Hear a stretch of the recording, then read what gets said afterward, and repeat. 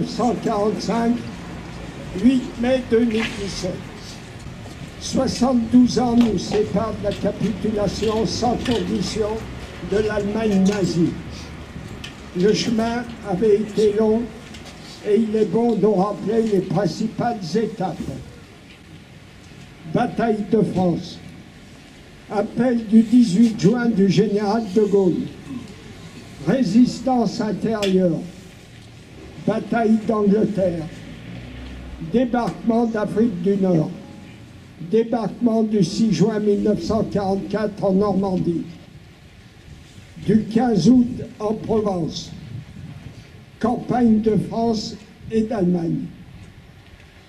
Acte d'héroïsme, sans oublier tous les drames, massacres et douleurs qui ont frappé les populations civiles.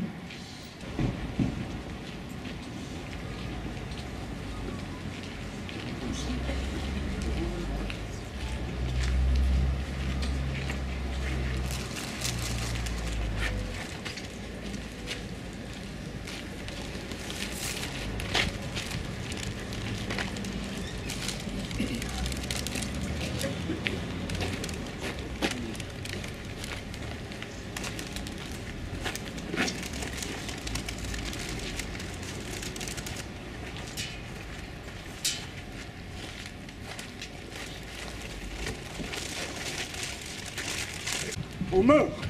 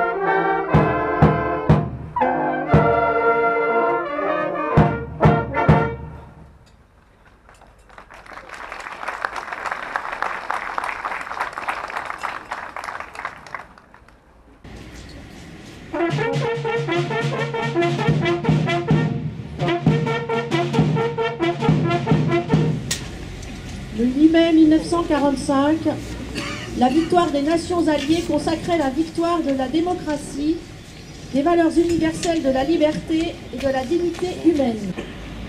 En ce jour, nous mesurons l'étendue de la responsabilité que nous avons reçue en héritage et la nécessité impérieuse de le préserver pour que le désastre que fut la Seconde Guerre mondiale ne se reproduise jamais.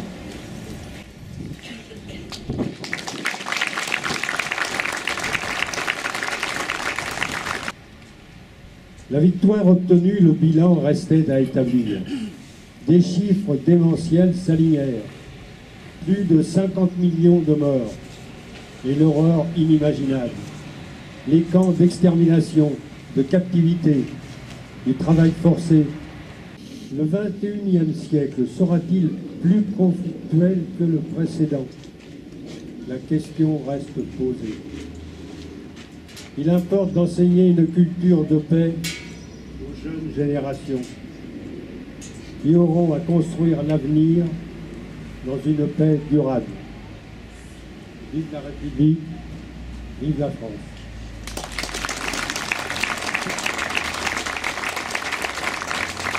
Merci Michel. Le dernier dimanche d'avril a été consacré à la journée du souvenir des victimes et héros de la déportation. Face à la montée du nationalisme, de la xénophobie, du racisme et de l'antisémitisme, au déchaînement de fanatisme politique ou religieux et à la fréquente remise en cause des principes du droit et de la démocratie, le message des déportés est d'une actualité brûlante.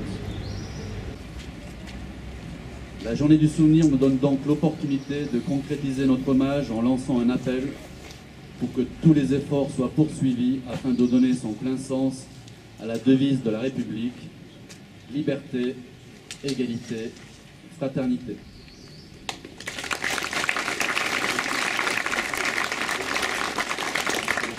Merci Fabrice. Donc maintenant, c'est la lecture d'un texte par les enfants du conseil municipal de la jeunesse. Aujourd'hui, nous voulons rendre hommage aux personnes qui, lors de la Seconde Guerre mondiale, ont fait preuve de courage et d'abnégation, et au péril de leur vie ont caché des enfants et des adultes juifs qui étaient en danger de mort. Ils l'ont fait de façon individuelle ou au sein de réseaux, de toutes conditions sociales, d'opinions et de religions différentes. Ces hommes et ces femmes ont incarné l'honneur de la France, ses valeurs de justice, de tolérance et d'humanité. On leur a décerné le titre de juste. En France, plus de 3000 personnes ont été honorées, même si la plus grande majorité des justes demeurent encore inconnus. À Chaponneau, Jean et Hélène Pfister, résistants, ont hébergé Claude Kahn jusqu'à la Libération. Pierrette Marquet, connue sous le nom de Sœur Perpétue Marquet, supérieure au pensionnat Saint-Charles, cacha avec l'aide des religieuses Jacqueline, Suzanne, Liliane, Ali et certainement d'autres enfants juifs. En mémoire de ces héros de l'ombre, la commune de Chaponneau a apposé une plaque sur la façade de l'ancien pensionnat. Sous la chape de haine est venue tomber sur la France, dans les années d'occupation, des lumières par milliers refusèrent de s'éteindre. On les appellera justes parmi les nations.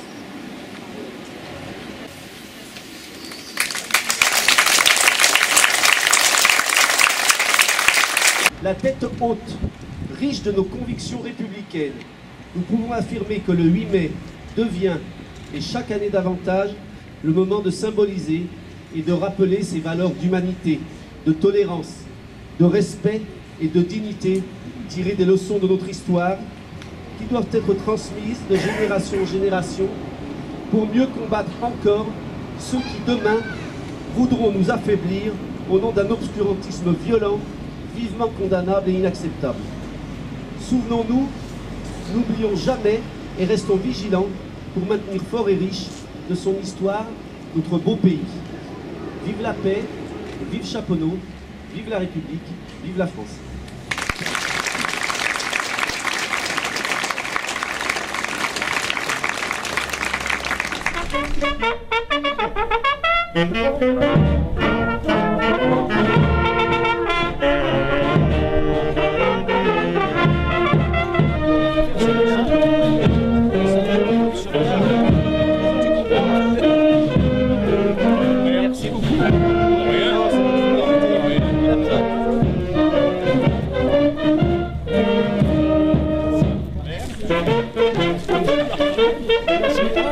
Il a pensé à plus tard, hein. Il faisait des coups d'œil, mais il n'a pas